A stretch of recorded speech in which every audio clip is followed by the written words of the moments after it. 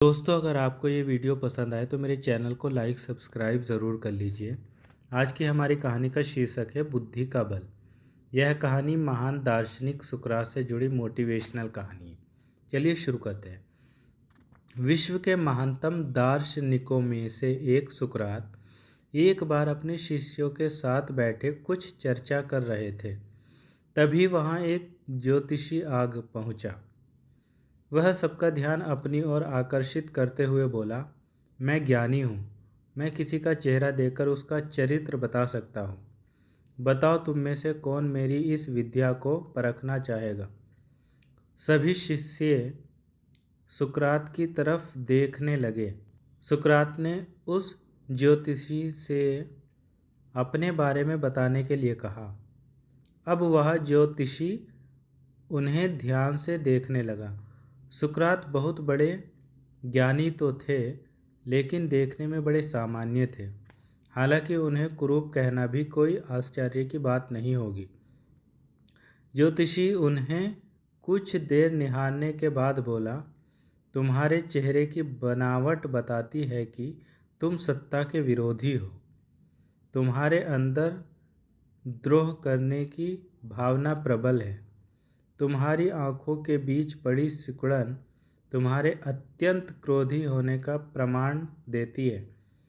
ज्योतिषी ने अभी इतना ही कहा था कि वहाँ बैठे शिष्य अपने गुरु के बारे में ये बातें सुनकर गुस्से में आ गए और उस ज्योतिषी को तुरंत वहाँ से जाने के लिए कहा। पर सुकरात ने उन्हें शांत करते हुए ज्योतिषी को अपनी बात पूर्ण करने के लिए कहा। ज्योतिषी बोला, तुम्हारा बेडौल सिर और माथे से पता चलता है कि तुम एक लालची ज्योतिषी हो, और तुम्हारी ठुड्डी की बनावट तुम्हारे सनकी होने की तरफ इशारा करती है। इतना सुनकर शिष्य और भी क्रोधित हो गए और ज्योतिषी को वहाँ से भगाने लगे। पर इसके उलट सुकरात प्रसन्न हो गए और ज्योतिषी को इनाम देकर विदा किया।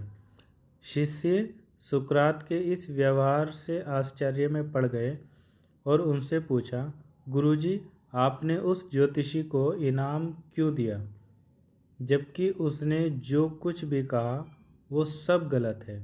नहीं पुत्रों, ज्योतिषी ने जो कुछ भी कहा वो सब सच है। उसके बताए सारे दोष मुझ में हैं। मुझे लालच है, क्रोध है, और उसने जो कुछ भी कहा वो सब है। पर वह एक बहुत ज़रूरी बात बताना भूल गया।